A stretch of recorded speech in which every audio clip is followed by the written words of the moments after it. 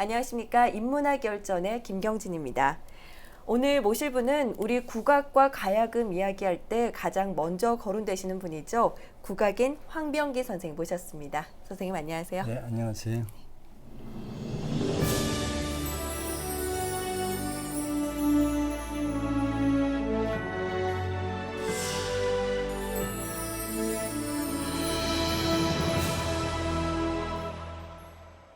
탄금의 세월이 60년이십니다. 오동천년 탄금 60년이라는 책도 내셨는데요. 네. 참 오랜 시간 동안 가야금을 함께 해오셨지만 60년이라는 그 시간에 참 의미가 남다르겠죠. 오랜 시간 함께 하셨는데 그동안 기억에 남으셨던 공연이나 일들이 있다면 먼저 들려주시죠.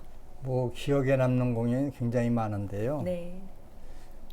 1965년에 제가 처음으로 네. 그 미국에 가서 공연을 하고 네.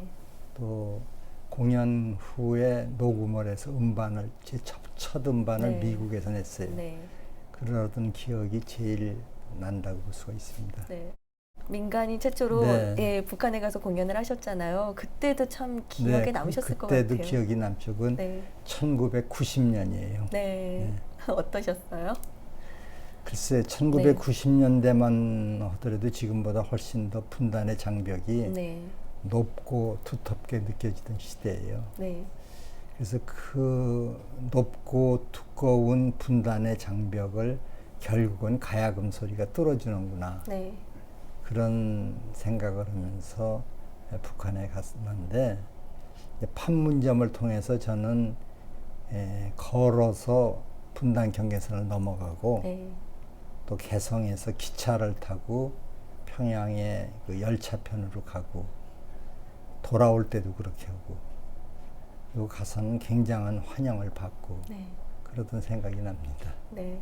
그런 가야금을 여러 인터뷰에서 숙명과 같이 여기신다고 하셨어요. 네. 가야금은 선생님께 어떤 의미인가요?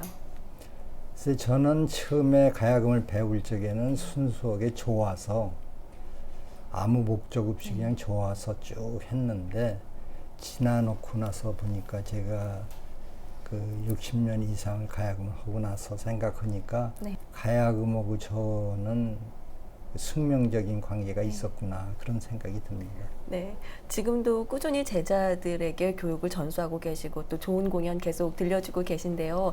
그런 숙명과 같은 가야금의 시작이 친구의 권유로 시작이 됐다고 하셨습니다. 네. 친구 따라 가서 배웠다고는 하지만 그래도 어떤 끌림 같은 게 있으셨겠죠? 어떠셨나요? 저는 그 부산 피난 시절 이게 네. 1951년이었었는데 그때 저희 반 반장이 네. 엉뚱하게 가야금 배우러 가자 그래서 깜짝 놀랐었는데 네. 그때는 자존심 때문에 또 시작을 하셨다고요. 그때는 그냥 속으로는 놀랬지만은 겉으로는 뭐 그러자 네. 뭐 대수롭지 않은 듯이 그렇게 네. 얘기하고 같이 가서 가야금을 처음 보고 네. 또 그 소리를 듣고 했는데 그 전에는 전혀 가야금을 보지도 못하고 사진으로조차도 못 봤었어요. 그러다가 처음으로 보니까 정말 매력적이더라고요. 네. 그래서 저 악기는 내가 세상 없어도 배워야겠다. 네. 그런 결심을 하게 됐죠. 선생님의 음악을 인문학적 개념으로 정리를 해보면 아방가르드라는 표현이 참 적합하지 않을까 그런 생각이 듭니다. 동양과 서양을 넘나들고 늘 평가가 충격적이다. 그런 평가들을 받는데 파격적이라는 수식어가 따라올 때 그런 평가에 대해서는 어떻게 생각을 하시나요? 사실은 제 음악은 저뿐만 아니라 모든 창작하는 사람이 다 느끼는 건데 항상 전통의 틀을 부시고 바깥으로 나가고 싶어 하는 것이 네. 창작가의 거의 그 본능적인 것이죠. 네. 그런데 전통의 틀을 부시고 바깥으로 나가면은 네. 허전해져요. 그래서 새로운 것을 위한 새로운 것만 하게 되면은 그 뭔가 허전한 감이 있는 것 같아요. 네. 그래서 저는 전통의 틀을 물론 항상 부시고 싶어서 나가지만 또 그 전통적인 것을 아주 중요시하는 일종의 모순 현상인데요. 네. 그 모순을 해결할 적에 거기에서 창작이 나오지 않나 그렇게 생각을 합니다. 네, 전위적이다, 틀을 깨부순다 이런 면에서 선생님께서는 특히 동양과 서양의 틀을 부시는 그런 선도적인 역할을 해오신 것 같아요. 선생님께서는 동양 음악과 서양 음악의 차이를 어떻게 생각하시나요? 서양 음악도 원래 뿌리는 동양 음악이에요. 동양 음악인데 서양에서는 차츰 그 여러 소리를 네.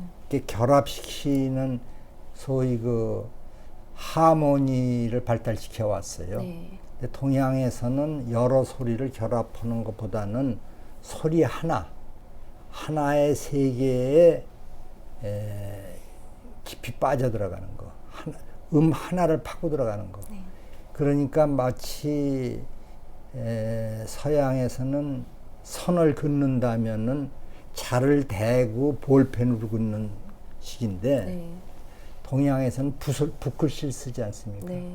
붓글씨는 엄밀하게 얘기하면은 직선을 써도 그게 직선이 아니에요. 부당히 또 변화하고. 네. 그래서 선 하나가 하나의 작품이라고 볼 수가 있죠. 그처럼 동양에서는 하나를 하나의 작품으로 보는 그런 경향이 있는데 그 중에서도 가장 심한 것이 한국 음악이라고 생각을 합니다. 선생님께서는 그 아방가르드 음악의 대표 주자이시다 그런 수식어에 대해서 어떻게 생각하시나요? 평소 정말 선생님께 수많은 수식어들이 붙었지만 그 중에서도 특별히 기억에 남으시거나 마음에 들었던 수식어가 있으신가요? 저 아방가드 한 것은 제가 아방가드 한 음악도 했지만 네. 저는 본질적으로 아방가드 한 음악가는 아니에요. 다만 제가 아까 얘기한 것처럼 미국에서 처음으로 음반이 나왔을 때 그 음반에 대한 평이 스테레오 레뷰라고 하는 음반 비평 전문 잡지에 실린 일이 있는데 거기서 하이스피드 시대를 살아가는 현대인의 정신을 해독시켜주는 것으로서 특별한 가치가 있는 음악이다. 그런 말을 그러니까 오래전에 들었는데 그 말이 제가 가장 좋아하는 말입니다. 네. 1974년도에 유럽 초연을 위해서 침향무를 직접 작곡을 하셨습니다.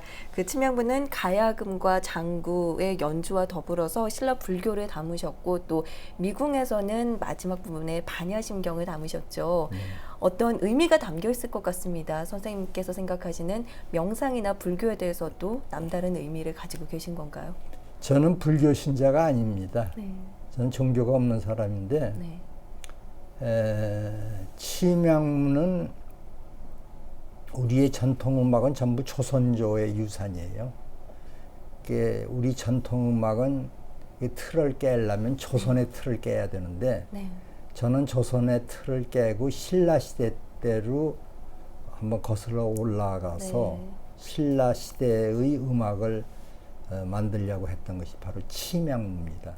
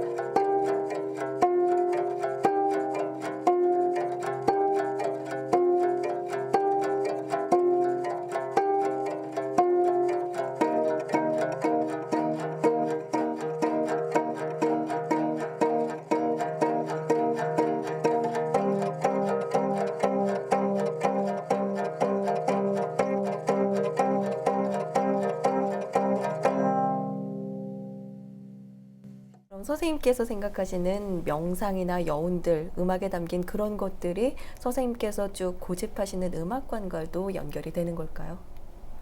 저는 제 음악은 그 오락적인 음악보다도 네. 인간의 정신을 사람의 혼을 어루만져 주는 것 같은 그러한 곡을 쓰고 싶어 하는 건데 비유해서 얘기하자면은 깊은 산 속에 네. 그 오염되지 않은 약수 같은 그런 그런 물을 만들어내려고 쓰는 것이 저의 그 작곡 의도입니다. 2000년대 초반에는 네티즌들 사이에서 미궁 괴담이란 것들이 떠돌았습니다. 네. 미궁을 3번 이상 들으면 죽는다. 뭐 이런 괴담도 들었습니다. 이 미궁은 선생님께 어떤 의미의 작품일까요? 미궁은 제 작품 중에서도 특이한 작품인데요. 여자 목소리하고 네. 가야금하고 둘로 연주되는데 사람의 목소리는 보통 성악인 경우에는 그 아름다운 소리를 이렇게 가지고 노래를 부르지 않습니까? 네. 근데 미궁에서는 우는 소리, 웃는 소리, 신음하는 소리, 뭐 고함 지르는 소리 이런 그 일상적인 소리를 성악에서 썼고요. 네. 또 가야금인 경우에는 가야금 보통 뭐 이 손가락으로 뜯어서 소리를 내고 왼손으로 이렇게 눌러서 떨고 그렇게 농연을 하고 그러는 건데 이 가야금 연주를 첼로 활로도 하고 장구 채로 가야금 몸통을 비비기도 하고 등 여러 가지 그 가야금 연주 기법이 전혀 혁신적인 네. 그런 기법을 가지고 혁신적인 소리 마치 무슨 전자악기와 같은 네. 소리 그런 것을 낸 것이었죠. 그래서 사람 목소리도 그렇고 가야금 소리도 그렇고 너무 색다르기 때문에 네. 사람들은 너무 익숙지 않은 것을 보면 공포감을 갖게 돼요. 그래서 그게 무섭다는 그런 괴담을 만들어낸 것 같습니다. 네. 지금까지 60년 동안의 탄금의 세월을 이야기하면서 음악 이야기를 해봤다면 정말 오랜 세월 동안 함께 해준 사람들 이야기도 빼놓을 수가 없겠습니다. 60년이란 긴 세월 동안 얼마나 많은 제자분들, 스승님들, 또 친구분들이 많았겠습니까? 네. 그 중에서도 선생님께서는 늘 가야금을 시작하게 된 계기로 외당숙을 꼽으셨습니다. 네. 네, 외당숙님께서 배웠던 삶의 지혜라고 할까요? 그런 것들 함께 공유해 주실 수 있을까요? 초등학교 시절에 특히 초등학교 저학년 때 공부를 제가 굉장히 싫어하고 못했어요.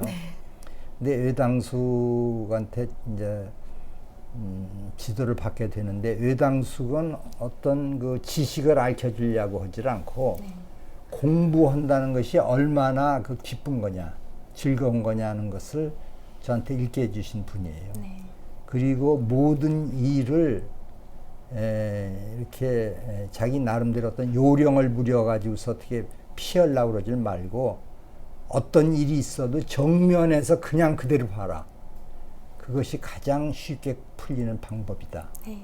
그런 이제 삶의 지혜도 저한테 알려주시고 그래서 그 외당숙 분으로 인해서 제가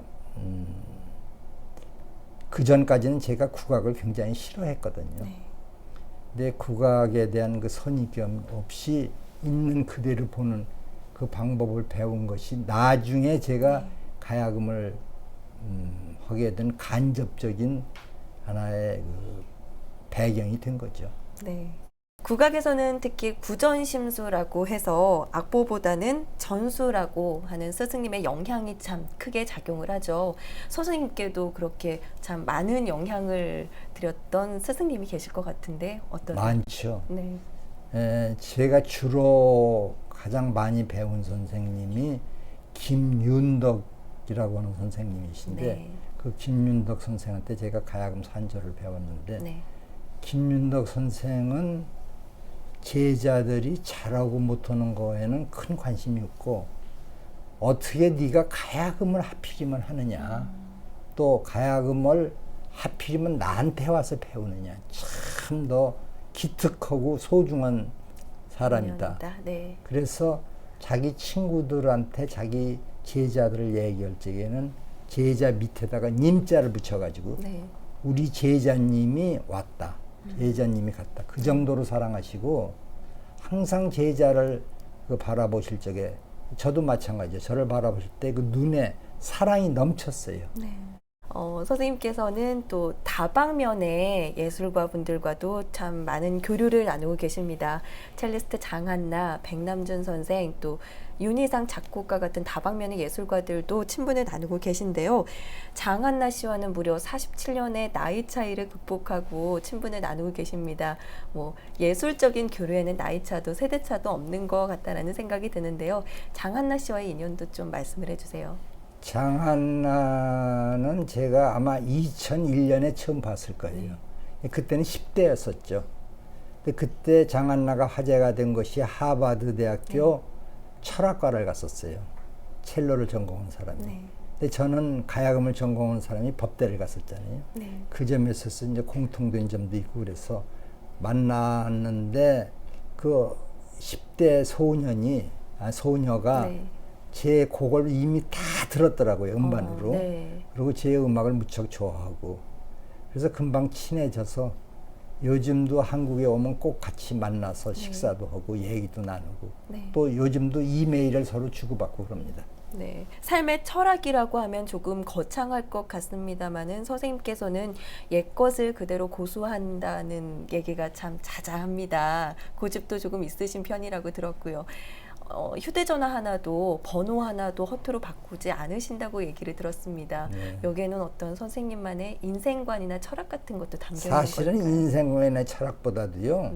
제가 게을러서 그래요.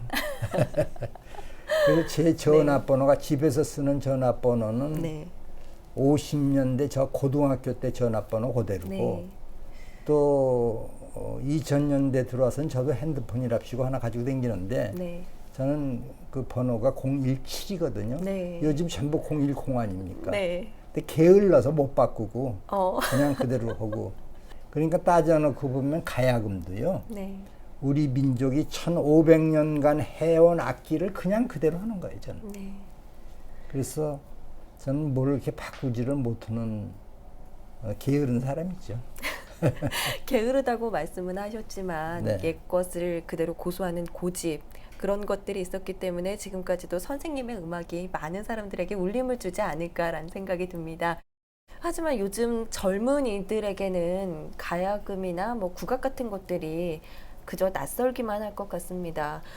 뭐 요즘 세대들에게 가야금이나 국악을 들어라 하고 강요하는 것도 참 쉽지는 않은 일인 것 같은데 젊은이들에게 국악을 좀 더 쉽게 접할 수 있도록 길을 마련해 준다. 뭐 이런 방법들이 있을까요?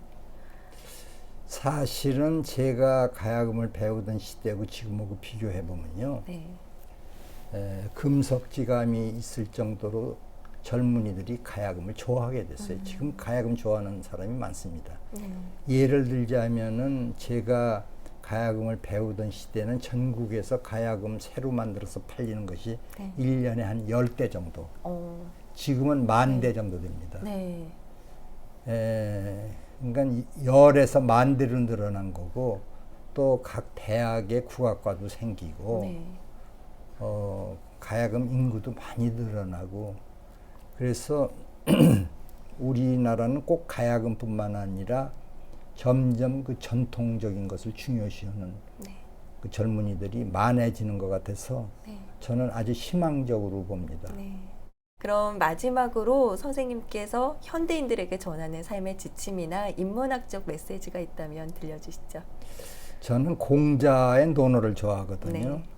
근데 사회 각계를 보면은 가정이나 직장이나 뭐 어디서나 그 항상 그 알력 내지 갈등의 시발이 되는 것이 남이 나를 몰라준다는 거예요.